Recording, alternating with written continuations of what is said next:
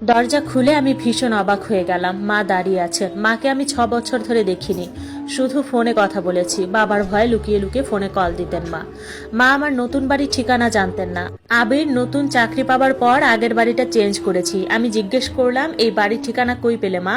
মা বলল, বলছি, তার আগে তোর বাবাকে একটা কল দে। বেচারি নিচে দাঁড়িয়ে আছে, লজ্জায় উপরে আসতে পারছে না। আমার তখন চিৎকার করে কান্না করা বাকি ছিল শুধু। উপরওয়ালা আমার জন্য এত সুখ লিখে রেখেছেন, কখনো ভাবতেও পারিনি। জীবনে আমি যা চেয়েছিলাম তার সবটুকুই পেয়েছি। আব্বা আম্মার কাছ থেকেই শুনলাম আবির আগের দিন তাদের বাসায় গিয়েছিল, তাদের সবকিছু বলেছে, আমার প্রেগনেন্সির ব্যাপারটাও। হাত জোর করে মাফ চেয়েছে। বাবার মন গলানো খুব একটা সহজ কাজ নয়, সেই কঠিন কাজটাই আবির করে ফেলেছে। আবির বাড়ি ফিরলে আমি ওকে শক্ত করে জড়িয়ে ধরে রাখলাম। ও যত করে বলতে লাগলো, প্লিজ আমাকে ছাড়ো, জামা কাপড়টা অন্তত ছাড়তে দাও, আমি তাও শুনলাম না। আমি ওকে এভাবেই জড়িয়ে ধরে সারা রাত কাটিয়ে দিব, সারা জীবন কাটিয়ে দিব। এত কিছুর পর আমি ভেবেছিলাম আমাদের আর কিছু পার বাকি নেই, কিন্তু ভুল ছিলাম আমি। সেদিন আবিরের ছুটি ছিল, বাসাতেই ছিল সে। হঠাৎ একটা ফোন এলো। ফোনে কথা বলার পর আবির অনেকক্ষণ চুপচাপ বসেছিল। আমি জিজ্ঞেস করলাম, কি হয়েছে? আবির বলল, তোমাকে আমার এক চাচার কথা বলেছিলাম না, বিরাট বড় লোক, কোটি টাকার মালিক, কিন্তু তার টাকা পয়সা কাউকে দিতে চান না। আমি বললাম, হ্যাঁ। বাবার খালাতো ভাই নাকি জানো? উনি তো গ্রামে থাকতেন। হ্যাঁ, গতকাল উনি মারা গেছেন। ও, আমি বুঝতে পারিনি। উনি ওনার সব সম্পত্তি আমার নামে উইল করে গেছেন। সম্পত্তি কম বেশি 63 কোটি টাকার। আমি অবাক হয়ে আবিরের দিকে তাকিয়ে বললাম, কি বলো আবির, তুমি ঠিক বলছো? আবির বলল, হ্যাঁ সত্যি। আমি আবিরের দিকে তাকালাম। চাচার মৃত্যুতে দুঃখ অথবা এত বড় সম্পত্তি হঠাৎ পেয়ে যাবার আনন্দ, যে কোনো একটা অনুভূতি দেখতে চেয়েছিলাম তার মুখে, অথচ তার মুখে এইসব অনুভূতির একটাও দেখলাম না। বরং তার মুখে ছিল ভয়, প্রচন্ড ভয়। ভয়ে আতঙ্কে তার মুখ শুকিয়ে এতটুকু হয়ে গিয়েছিল। আমি জিজ্ঞেস করলাম, কি হয়েছে আবির, কি হয়েছে, তুমি এমন করছো কেন?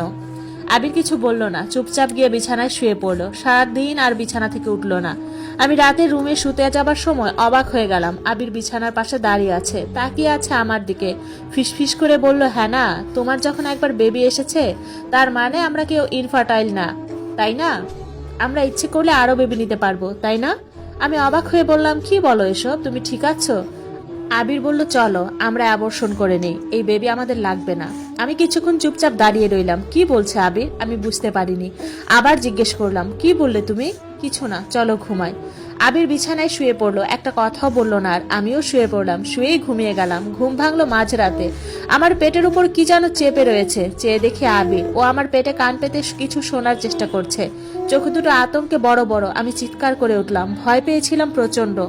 আবির লাফিয়ে উঠে বলল, ভয় পেও না, ভয় পেও না, একদম কিছু হয়নি। বলেই এক গ্লাস পানি এগিয়ে দিল আমায়, দিয়ে বলল, পানি খেয়ে শুয়ে পড়ো। বলেই আবির অন্য পাশ ফিরে শুয়ে পড়লো, ঘুমিয়ে পড়লো। সারা রাত উঠলো না। এরপরের কয়েকদিন ওর আচরণ আরো অস্বাভাবিক হয়ে গেল। মাঝরাতে এ ঘর ও ঘর ঘোরাঘুরি করে। আমি ঘুমালে লুকিয়ে লুকিয়ে আমার পেটে কান পেতে কিছু শুনতে চায়। মাঝে মাঝে ফোনে কারোর সাথে কথা বলে। 2-3 দিন আমাকে জিজ্ঞেস করলো, তুমি কি নিচে কালো জামা পরা লোকজনকে হাঁটাহাঁটি করতে দেখেছো? আবির এরপর আমার জন্য কিছু ওষুধ নিয়ে এলো, যেগুলো ডাক্তার প্রেসক্রাইব করেনি। বললো ওষুধগুলো খেতে, বাচ্চার জন্য নাকি ভালো। আমি খেলাম না ওষুধগুলো। আমার কেমন ভয় হতে লাগলো আবিরকে। নায়লা অবশ্য বললো এগুলো আবিরের নাটক, আমাকে দূরে সরিয়ে দেওয়ার জন্য আবির নাটক করছে। একদিন দুপুরে ঘুম ভাঙলো আমার। ভর দুপুর, ঘরে কেউ থাকার কথা নয়, অথচ দেখলাম আবির দাঁড়িয়ে আছে, হাতে একটা ছুরি। আমি প্রচন্ড ভয় আর আতঙ্ক নিয়ে জিজ্ঞেস করলাম, তুমি কখন এলে অফিস থেকে? তোমার হাতে ছুরি কেন? আবির কিছু বলল না। ছুরিটা শোকেসের উপর রেখে চুপচাপ বসার ঘরে চলে গেল। সেদিনই আমি মায়ের বাসায় চলে গেলাম। আবিরের সাথে থাকতে ভয় করছিল আমার।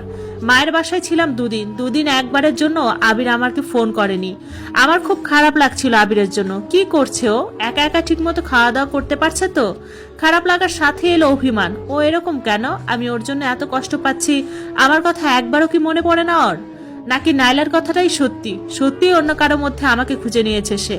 আমি আবিরকে ফোন দিলাম, আবির ফোন ধরলো না। সারাটা সন্ধ্যা কেটে গেল। আমি একটা ফোন কলের আশায় বসে রইলাম। আবির ব্যস্ত, তাই আমার ফোন দেখেনি। ও ফোন দিবে, একটু পরেই ফোন দিবে, কাজটুকু শেষ হলেই ঠিক ফোন দিবে। আবিরের ফোন এলো না। রাতে একটু আগেই শুয়ে পড়েছিলাম, ভালো লাগছিল না। রাত তখন প্রায় 12টা, চোখটা মনে হয় একটু লেগে এসেছে। এ সময় ফোনটা বাজলো। আমি হাতে নিলাম ফোনটা, আবিরের ফোন। ফোনটা কেটে রেখে দিলাম, ওর কল ধরবো না। আবার ফোন বাজলো। আবির কল করেছে। আমি ফোন না ধরলেও ও কল করতেই থাকবে। ধরলাম ফোনটা। আবির ওপাশ থেকে ফিসফিস করে বলল, খুব রাগ করেছো হেনা, তাই না? আমি সত্যিই খুবই সরি। আমার রাগটা পড়ে গেল তখনই। আবিরকে বুঝতে দিলাম না। বললাম, রাগ কেন করব? কার জন্য রাগ করব? সে তো ভুলে গেছে আমাকে। আবির বলল, আমাকে মাফ করে দাও হেনা। একটা জিনিস আমাকে কুড়ে কুড়ে খাচ্ছে। তোমাকে বলতে চাচ্ছি কিন্তু বলতে পারছি না, তুমি শুনে আমাকে মাফ করতে পারবে না। আমি বললাম বলো, আমি শুনবো। নাইলা বলতো আবির আমার সাথে চিট করলে কোনো না কোনো দিন বলবে, সেদিনটা হবে আমার জন্য খুবই কঠিন একটা দিন। আমি সেই ধাক্কা সামলাতে পারবো কিনা জানি না, অনেকেই সামলাতে পারে না। আবির কি এমন কিছুই বলবে আজ রাতে আমাকে? আজকে আমার সেই ধাক্কা সামলানোর রাত। আবির বলতে শুরু করলো, তোমার কি মনে আছে নতুন চাকরিটা পাবার 2 মাস আগে আমি একদিন খুব দেরি করে বাসায় ফিরেছিলাম, বৃষ্টি পড়ছিল, তুমি জিজ্ঞেস করেছিল এত দেরি হলো কেন বাসায় আসতে। আমি বললাম না, মনে নেই। মনে থাকবার কথা না আসলে, তখন তো আমি প্রায় রাত করে বাড়ি ফিরতাম। সেই দিনও তেমনই ফিরেছিলাম। তোমাকে বলেছিলাম অফিসের কাজে দেরি হয়েছে আসতে। আসল সত্য এটা না, আসল সত্যিটা অন্য কিছু। আসল সত্যটা কি আবির? আসল সত্য হলো আমি অন্য এক জায়গায় গিয়েছিলাম, একটা আনহোলি জায়গায়। আমার বন্ধু শালুক আমাকে নিয়ে গিয়েছিল। শালুককে তো তুমি চেনো? আমি বললাম হ্যাঁ। তোমার পাগল কিসিমের বন্ধুটা? আবির বলা শুরু করলো, হ্যাঁ সেই। ও আগে পাগল ছিল না, আমাদের মধ্যে সবচেয়ে ব্রিলিয়েন্ট ছিল ও। আমরা বলতাম আমাদের কলেজ থেকে একজনও যদি বুয়েটে যায় সেটা শালুকই যাবে, অথচ শালুক কোনো ভার্সিটিতে চান্স পায়নি। কেমন জানি পাগল টাইপ হয়ে গিয়েছিল, কিসের যেন নেশায় পড়ে গিয়েছিল। আমাকে অবশ্য কখনো বলেনি। তারপর কি হলো? শালুককে আমি সবসময় আমার কষ্টের কথা বলতাম। তুমি তো জানো এই যে আমার টাকা নেই, তোমার শখ আহ্লাদ পূরণ করতে পারছি না, নিজেকে ছোট মনে হতো খুব। এর সবও শালুককে বলেছিলাম। শালুক একদিন রেগে গিয়ে বললো, তোর এইসব ব্যাকর ব্যাকর শুনতে শুনতে বিরক্তি ধরে গেল, চল তোকে এক জায়গায় নিয়ে যাই। ও আমাকে নিয়ে একটা বস্তির মতো ঘরে গেল, গিয়ে বলল, তুই কি আসলেই চাস তো টাকা পয়সা হোক? আমি বললাম হ্যাঁ চাই। টাকার জন্য তুই সব করতে পারবি? পারবো। নিজের ধর্ম কর্ম বিসর্জন দিতে পারবি? আমার মনে হলো শালুক মজা করছে। ওর মজা কতদূর যায় সেটার দেখার ইচ্ছা ছিল আমার। আমি বললাম পারবো। তাইলে আমার সাথে সাথে বল। বলে ও কি সব ভাষা উচ্চারণ করতে লাগলো। আমি ওর সাথে সাথে সবকিছু বললাম। বলার পর সে বলল, তুই এখানে বস, আমি বাইরে যাই, একজন লোক আসবে, তার কাছে তুই তোর মনের ইচ্ছা বলিস, বিনিময়ে তিনি কিছু চাইবে, সেটা তাকে দিয়ে দিস। আমি বসে রইলাম।